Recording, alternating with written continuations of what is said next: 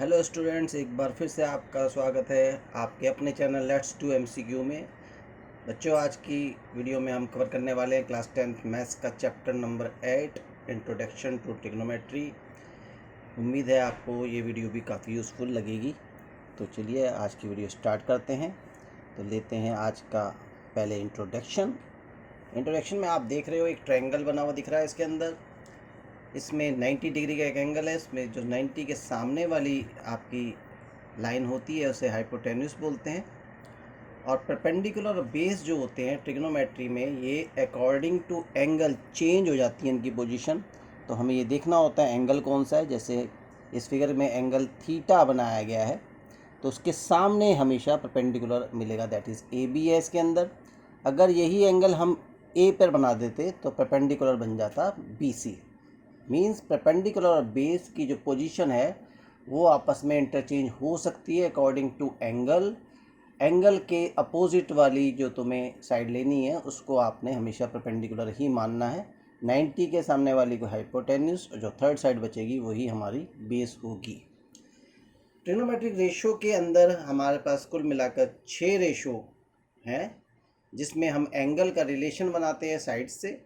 Right angle triangle पर ही basically ये होती है। तो हमारे जो 6 रिलेशंस हैं वो हैं साइन थीटा, जिसको हम कह सकते हैं A B upon A C according to given figure. Means इसमें perpendicular upon hypotenuse. Cos theta is equal to B C upon A C, that is base upon hypotenuse. Tangent theta that is A B upon B C, means perpendicular upon base. Then cosec theta. अब cosec theta जो होता है sine theta का reciprocal है। तो उसमें हम देख रहे हैं A C upon A B means hypotenuse upon में परपेंडिकुलर।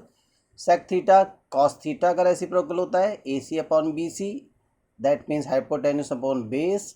कॉट थीटा जो होता है वो टेंजेंट थीटा का रेसिप्रोकल है, means B C upon A B, that is base upon perpendicular.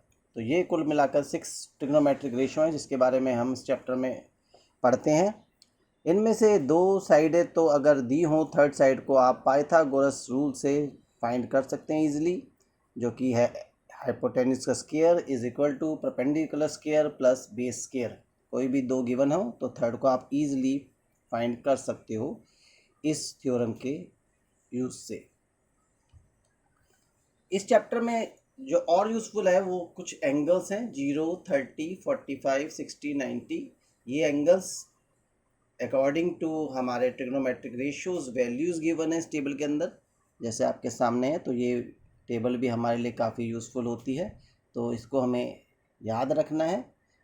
1-2 बार के प्रैक्टिस से हमें याद हो जाते हैं मोस्टली, तो आपने इस पर ज़्यादा ध्यान देना है, क्वेश्चन मोस्टली आ ही जाता है। कुछ रिलेशंस हैं जो कि बहुत यूज़फुल होते हैं क्वेश्चंस करते वक्त। उनमें से sine square plus cos square theta is equal to 1, sec square theta minus tangent square theta is equal to 1 होता है, cosec square theta minus cot square theta is equal to 1। ये 3 identity है हमारे पास जो कि यूज़फुल है मान लिए। इसके अलावा टेंजेंट थीटा को आप sine theta upon cos theta से दिखा सकते हो, जबकि कॉट थीटा को आप cos theta upon sine theta से दिखा सकते हो, जो कि क्वेश्चन को सॉल्व करते वक्त हमारी हेल्प करते हैं। यहाँ आप ये ध्यान रखना कि जनरली जो टिपिकल क्वेश्चन होते हैं तो साइन और कॉस की फॉर्म में अगर क्वेश्चन रहता है तो उसको सॉल्व करना थोड़ा इजी रहता है। यहाँ पर एक और नया रिलेशन में लेके आया हूँ, a plus B is equal to 90। Mostly बुकों में मेंशन नहीं होता लेकिन ये यूज़फुल बन जाते हैं कई बार। Sine a equal to cos b के होता है, ये आपने नोटिस करना है। अगर a plus B is equal to 90 है, कॉस a साइन b के इक्वल होगा, कॉसिक a सेक b के इक्वल होगा, सेक a कॉसिक b के इक्वल होगा, टेंजेंट a कॉट b के इक्वल होगा, कॉट a टेंजेंट b के इक्वल होगा। तो इन रिलेशंस को भी आप याद रखेंगे तो आपके लिए बेनिफिट रहेगा। अब आइए एक एक करके क्वेश्चन हम डिस्कस कर लेते हैं। तो फर्स्ट क्वेश्चन हमारा आ रहा है, if 3 cos theta is equal to 2 sin theta, then the value of 4 sin theta minus 3 cos theta upon 2 sin theta plus 6 cos theta is। अब यहाँ पर आप देख रहे हो 3 cos theta की जगह हम 2 sin theta यूज़ कर सकते हैं। तो अगर हम ये वैल्यू लगाते हैं ऊपर नीचे तो आप सॉल्व करके देखोगे कि जो नीचे है वो तो आ जाएगा आपके पास 6 साइन थीटा, और जो ऊपर है वो आ जाएगा आपके पास 2 साइन थीटा, और उसको आप सिंप्लीफाई करते हो तो आपके पास आंसर आ जाएगा 1/3। That is B option correct option होगा। ये गिवन फिगर है ट्रायंगल ABC, एंगल ए हमारा लेना है इसके अंदर, और राइट एंगल एट बी है। Tangent A is equal to 4/3 इसमें गिवन है। तो टेंजेंट का रिलेशन हमने इंट्रोडक्शन में बताया है, परपेंडिकुलर अपॉन बेस है, दैट मीन्स परपेंडिकुलर 4x हो सकता है, बेस जो है हमारा 3x। वहाँ पाइथागोरस का आप यूज़ कर लेना, और जिससे x की वैल्यू फाइंड हो जाएगी, और x की वैल्यू फाइंड करने के बाद आप इजीली जो है BC जो कि इस क्वेश्चन के हिसाब से परपेंडिकुलर है उसको फाइंड आप कर सकते हो। तो वो आंसर एक्चुअली x की जब वैल्यू निकालोगे आप तो वो 3 आ जाएगी इसके अंदर, जिसकी वजह से perpendicular 4x that is 4 × 3 12 centimetre. C option हमारा आंसर आ जाएगा। बाकी इसके डिटेल सॉल्यूशन के लिए आप डिस्क्रिप्शन बॉक्स में लिंक दिया है, वहाँ पर देख सकते हैं। Third question, if sine theta is equal to 1/2 then the value of sine theta bracket start sine theta minus cosec theta. आपने क्या करना है इसमें, साइन थीटा ब्रैकेट को ओपन कर लेना, sine square theta minus sine theta cosec theta आ जाएगा आपके पास। तो साइन थीटा कॉसिक थीटा क्योंकि रेसिप्रोकल है तो मल्टीप्लाई करके वो 1 आंसर आपको दे देंगे। तो हमारे पास आंसर क्या आ जाएगा, साइन स्क्वायर थीटा -1। तो साइन थीटा की वैल्यू हमारे को दे रखी है 1/2, तो 1/2 का स्क्वायर -1 आप लिखोगे, और उसको अगर आप सॉल्व करते हो तो हमारा आंसर आ जाएगा -3/4 दैट इज सी, जो कि करेक्ट आंसर इस क्वेश्चन का होगा। क्वेश्चन 4 इजी है, टेबल मैंने दिखाई थी पीछे की स्लाइड्स में। तो sine square 30 cos square 45 cos square 30। तो साइन 30 की वैल्यू हम 1/2 का होल स्क्वायर लगा देंगे, कॉस 45 की 1/√2 का होल स्क्वायर लगा देंगे, प्लस कॉस 30 की वैल्यू होती है √3/2 उसका भी स्क्वायर लगा देंगे। और जब आप इन सब वैल्यूज़ को सॉल्व करोगे तो हमारा जो आंसर आएगा वो आ जाएगा 3/2 that is C. C option हमारा करेक्ट ऑप्शन होगा। नेक्स्ट क्वेश्चन, क्वेश्चन नंबर 5 है, साइन थीटा की वैल्यू गिवन है 1/3 then the value of 2 cos square theta plus 2। ये आपको वैल्यू फाइंड करनी है। तो इसके लिए आप क्या करेंगे कि पहले कॉस स्क्वायर थीटा जो लिखा है ना उसको आप कन्वर्ट कर लेना कॉसिक स्क्वायर थीटा -1, पीछे मैंने आइडेंटिटी में भी बताया है, उसमें कन्वर्ट कर लेना। जिसके बाद ब्रैकेट खोलने पे ये बन जाएगा 2 कॉसिक स्क्वायर थीटा -2, और +2 पहले से लिखा है तो -2 + 2 से कैंसिल हो जाएगा, तो 2 कॉसिक स्क्वायर थीटा बचेगा हमारा।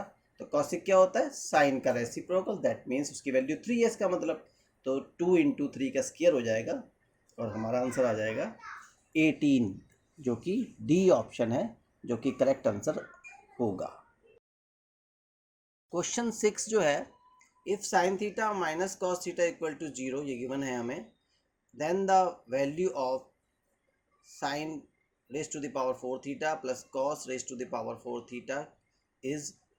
तो आप इसमें ना एक ट्रिक अपना लेना कि कॉस को राइट हैंड साइड पे ले जाना, तो साइन अपॉन कॉस थीटा आ जाएगा, और फिर कॉस को नीचे ले आना साइन थीटा के, दैट मीन्स टेंजेंट थीटा आ जाएगा इक्वल टू 1। तो tangent theta is equal to 1 कब होता है, 45 पे, तो मीन्स थीटा की वैल्यू 45 हो गई। तो फिर तुम्हारा वैल्यू लगाओगे साइन 45 की पावर 4 प्लस कॉस 45 की पावर 4, और इस पे वैल्यू लगाने पे जब आप सॉल्व करोगे तो हमारा आंसर जो आ जाएगा वो आ जाएगा 1/2 दैट इज सी ऑप्शन हमारा करेक्ट आंसर होगा। नेक्स्ट क्वेश्चन ले लेते हैं, 7th क्वेश्चन, साइन अल्फा की वैल्यू गिवन है 1/2 एंड कॉस बीटा की वैल्यू है √3/2। तो साइन अल्फा 1/2 हमें शो कर रहा है कि जो अल्फा एंगल है वो वैल्यू है 30 डिग्री, क्योंकि साइन 30 होता है 1/2।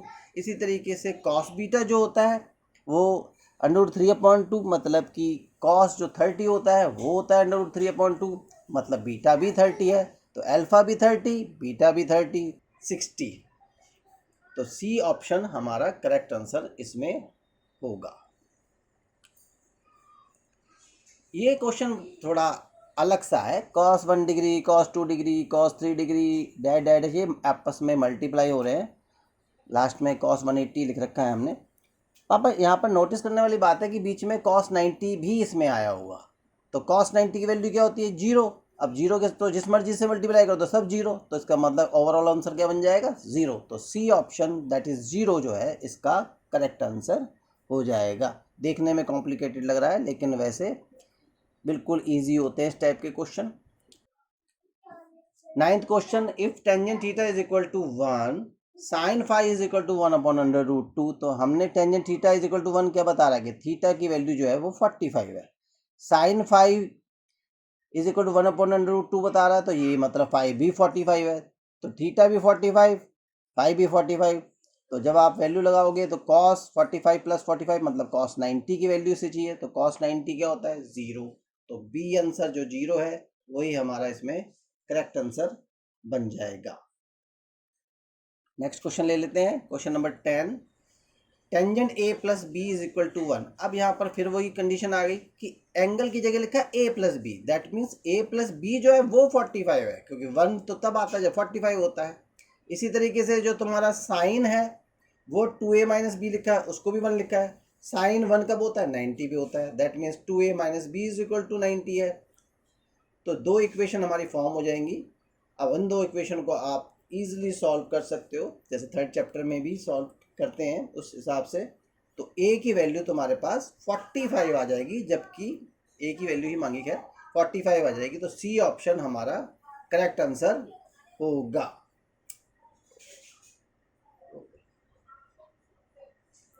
नेक्स्ट क्वेश्चन ले लेते हैं, question number 11। If sec theta is equal to 13/5, ये वैल्यू गिवन है, then the value of sine theta. देखो सेक थीटा जो होता है स्टार्टिंग में बता दिया था, ये होता है हमारा बेस अपॉन हाइपोटेन्यूज।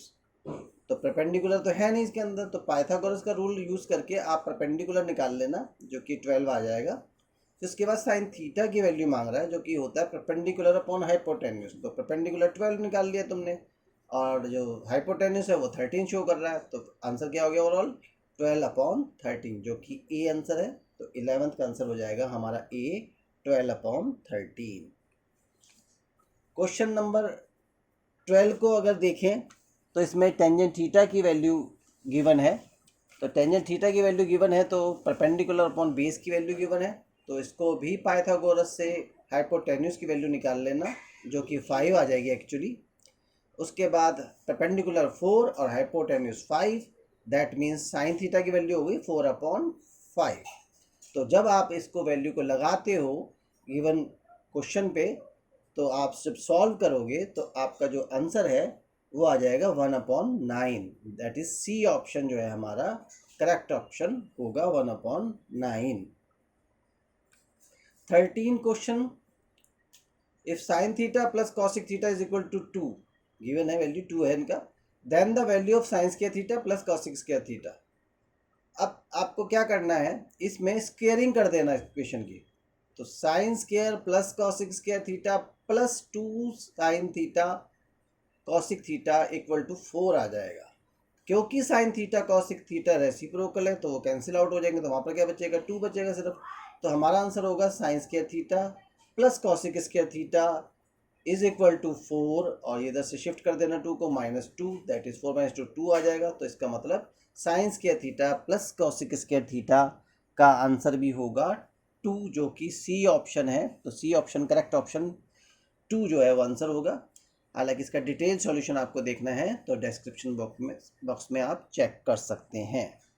क्वेश्चन है क्वेश्चन नंबर 14। इसमें गिवन है if sine a plus B is equal to 1/2 and cos a minus B is equal to 1, then the value of a upon b is. तो इसमें sine की value 1/2 दे रखी है, means 30 degree की value दे रखी है साइन। तो a प्लस बी जो है 30 के इक्वल हो जाएगा, फर्स्ट इक्वेशन हो जाएगी। Cos a minus B is equal to 1 दिया है, तो कॉस की वैल्यू 1 होती है 0 पे, means a minus B is equal to 0 हो जाएगा। तो दो इक्वेशन वहाँ पास आ जाएंगी।